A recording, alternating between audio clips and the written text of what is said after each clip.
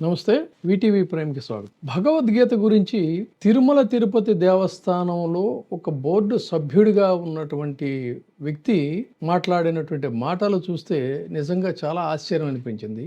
ఈ అజ్ఞాని మాట్లాడినటువంటి మాటలకి నిజంగా ఇలాంటి ఆణిముత్యాలని కొంతమందిని, కాణిముత్యాలను కొంతమందిని టీటీడీ బోర్డు సభ్యులుగా రాజకీయ పునరావాస కేంద్రంగా చేసి దాన్ని వేసినందుకు గాను చంద్రబాబు నాయుడు గారికి ముందుగా శతకోటి నమస్సులు. అయితే ఈతగాడికి చెప్పొచ్చేది ఏంటంటే, ఈ అజ్ఞాని భగవద్గీత గురించి మాట్లాడినటువంటి ఎంత అజ్ఞానంతో మాట్లాడాడు అనడానికి యావత్తు ప్రపంచం అనే కంటే కూడా సాక్షాత్తు అంతరిక్షానికి నేను భగవద్గీత వెంట పెట్టుకుని వెళ్ళాను కాబట్టి నేను అక్కడ అంత ధైర్యంగా ఉండగలిగానని చెప్పినటువంటి సునీత విలియమ్స్ దగ్గర నుంచి తీసుకున్నట్లయితే ప్రపంచంలో గొప్ప సంగీతజ్ఞుడు జార్జ్ హారిసన్, ది బీటిల్స్ అనేటువంటి పేరు అందరికీ తెలిసిందే. ఆ బీటిల్స్ సృష్టికర్త అయినటువంటి జార్జ్ హారిసన్ కూడా ఏమంటాడంటే, జీవితాన్ని విశ్వాన్ని అర్థం చేసుకోవాలంటే ఒక్క భగవద్గీత ఒక్కటే సరిపోతుంది అంటాడు. విల్ స్మిత్ భగవద్గీత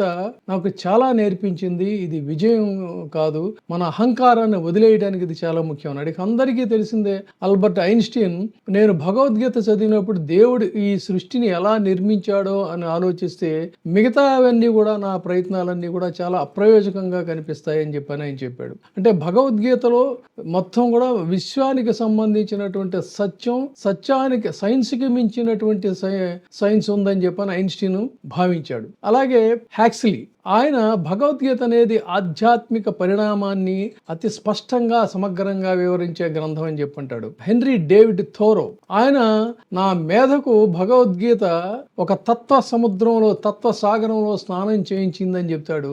దానికి సరితూగే సాహిత్యం అసలు ఇప్పట్లో ఎక్కడా ఈ కాలంలోనే దొరకదని చెప్పంటాడు. ప్రతిరోజు కూడా నాకు ప్రేరణనిచ్చిన గ్రంథం అని చెప్పని ఆయన అన్నాడు. అలాగే రాల్ఫ్ వాల్టో ఎమర్సన్, భగవద్గీత ఆలోచనల సామ్రాజ్యం ఇది, మానవ సమస్యలన్నిటికీ కూడా సమాధానం చెప్తుంది అంటాడు. రాబర్ట్ ఓపెన్ హైమర్, నేను మరణమై లోకాలకు సంహారకుండయ్యాను, అణుబాంబు పరీక్ష తర్వాత గీతలోని వచనాన్ని ఆయన అక్కడ ఉటంకించాడు. ఇక లియో టాల్స్టాయ్, ప్రతి మతం యొక్క సారాంశం కూడా భగవద్గీతలోనే ఉంది అన్నాడు. సాక్షాత్తు డాక్టర్ ఏపీజే అబ్దుల్ కలాం, నా జీవితంలో భగవద్గీత నాకు ధైర్యం ఇచ్చింది అన్నాడు. అని బీసెంట్, భగవద్గీత మనిషి భౌతిక స్థాయి నుంచి దైవత్వ స్థాయికి తీసుకెళ్తుంది అంటాడు. సరే, ఇలాంటివి చెప్పుకుంటూ పోతే ప్రపంచంలో అనేకం ఉన్నాయి. ఇక మన భారతదేశానికి వస్తే మహాత్మా గాంధీ ఏమన్నాడు, స్వామి వివేకానంద ఏమన్నాడు, సర్దార్ వల్లభాయ్ పటేల్ ఏమన్నాడు, జవహర్ లాల్ నెహ్రూ ఏమన్నాడు, ఇవన్నీ చెప్పుకుంటూ పోతే మనకి సమయం సరిపోదు. వాళ్ళందరూ కూడా ఏంటంటే కొంత విషయ పరిజ్ఞానం ఉన్నటువంటి వాళ్ళు మాట్లాడి ఇవన్నీ వదిలేసేద్దాం. ఏ జగజీవన్ రామ్ గురించి అయితే తను గొప్పగా కీర్తిస్తూ మాట్లాడాడో, పాపం ఆ జగజీవన్ రామ్ గురించి కూడా ఇతగాడికి తెలియదు. ఈ ఎంఎస్ రాజు అనేటువంటి ఒక గీత మీద ప్రలాపనలు పేలినటువంటి ఎమ్మెల్యే, టీటీడీ బోర్డు మెంబరు, ఇతగాడు జగజీవన్ రామ్ గురించి చాలా గొప్పగా కీర్తించాడు. కానీ జగజీవన్ రామ్ గారు ఆయన గీత గురించి ఏం చెప్పాడు అనేది తెలిస్తే కనీసం ఒక్కసారి అన్కండిషనల్ గా అయినా సరే క్షమాపణ చెప్తే బాగుంటుంది. భగవద్గీత మత గ్రంథం మాత్రమే కాదు, అది సమానత్వం, కర్తవ్య బోధ, అంతరంగ బలానికి సంబంధించి చెప్పే గ్రంథం. మన కర్మను లేదా మన జన్మస్థానానికి ఆధారం ఏంటి అని తెలుసుకోవాలంటే గీత సారాంశాన్ని అర్థం చేసుకోవాలి అని చెప్పన్నాడు. ఆయన దృష్టిలో గీత సామాజిక సమానత్వానికి పునాది. ఆయనే చెప్పేవాడు ఏమనంటే, సమోహం సర్వభూతేషు అనే వచనాన్ని ఆయన తరచు ఉటంకిస్తూ దేవుడు అందరినీ సమానంగా చూస్తాడు అని చెప్పని గీతా సారాంశాన్ని, గీతా సేవా తపస్సుగా నా జీవితానికి ఇది మారిందని గీతా సారాన్ని ఆయన ప్రబోధించేవాడు. బీహార్లో ఆయన అనేక చోట్ల, ఆయన వస్తుత హిందూ మతం పట్ల ప్రగాఢ విశ్వాసం ఉన్నటువంటి వ్యక్తి. ఆయన తండ్రి గారు శోభిరామ్ గారు శివనారాయణి వర్గానికి చెందినటువంటి మహంతు, అంటే పూజారి దగ్గర ఎంతో సన్నిహితుడిగా ఆయన వ్యవహరించేటువంటి వాడు. అటువంటి తర్వాత ఇంకొక అద్భుతమైనటువంటి అంశం ఏంటంటే, జగజీవన్ రామ్ గారు నిర్గుణ బ్రహ్మతత్వం, అంటే నిరాకార బ్రహ్మ ధ్యానం, నిర్గుణ బ్రహ్మ మెడిటేషన్ అని చెప్పనేటువంటి ఒక నిర్గుణ తత్వాన్ని, నిర్గుణ తత్వం గురించి తెలుసుకోవాలంటే భగవత్పాదులు ఆదిశంకరాచార్యుల వారి యొక్క నిర్గుణ తత్వాన్ని గనక చదివితే అర్థమవుతుంది. అలా వారు మేధావులు కాబట్టి, ఈ విషయ సారాన్ని అంతా కూడా ఆకళించుకున్నటువంటి వ్యక్తులు కాబట్టి వారు ఈ భగవద్గీత పట్ల చాలా గొప్పగా చెప్పారు. ఆయన ఇంకొకటి కూడా అన్నాడు, అంబేద్కర్ లాగా ఆయన మత మార్పిడిని వ్యతిరేకించారు. వ్యతిరేకిస్తూ ఏమన్నాడంటే ఎస్ ఆయన కూడా సఫరరే. ఈ కొంతమంది ఈ వక్ర భాష్యాలు చెప్పేటువంటి వాళ్ళు, హిందూ మతానికి వక్ర భాష్యాలు చెప్పేటువంటి మధ్యలో వచ్చినటువంటి వాళ్ళు చెప్పిన ఈ కులతత్వం అనేటువంటిది అన్ని మతాల్లో కూడా వ్యాపించింది. అందుకే మత మార్పిడి అనేది సమస్య నుంచి పారిపోవటమే తప్ప పరిష్కారం కాదు.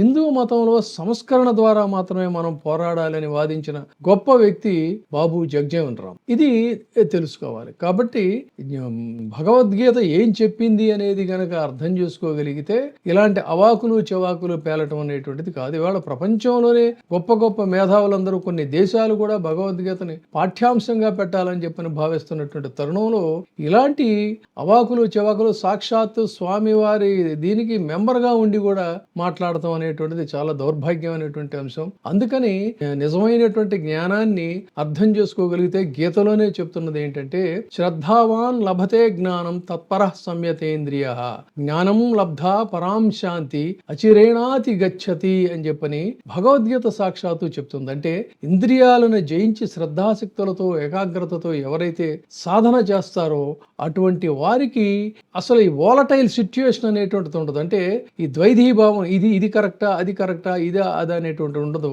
అటువంటి వాళ్ళు మాత్రమే పరమ శాంతిని అతి తక్కువ కాలంలో వాలటైల్ సిచ్యుయేషన్ అనేటువంటిది లేకుండా స్థిరంగా ఉండగలుగుతారు అనేటువంటిది గీత చెప్తుంది. ఆ స్థాయికి రావాలంటే ఈ బాపతగాళ్ళు ఇంకా చాలా చదువుకోవాల్సినటువంటి అవసరం ఉంది. ఎందుకంటే భారత రాజ్యాంగం గురించి చాలా గొప్పదని చెప్పి మాట్లాడాడు. అంతకంటే ఇదొక హాస్యాస్పదమైన అంశం.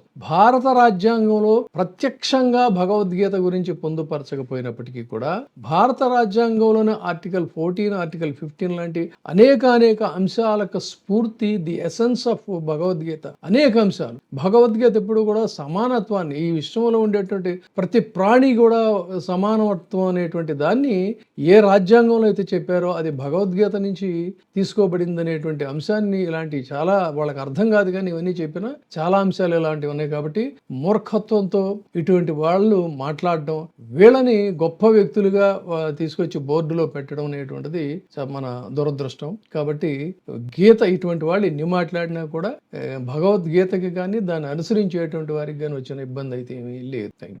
ఇప్పుడే సబ్స్క్రైబ్ చేయండి, లైక్ చేయండి, షేర్ చేయండి. WEIGH TV ప్రైమ్, మీ ఉత్తమాభిరుచుల సమ్మేళనం.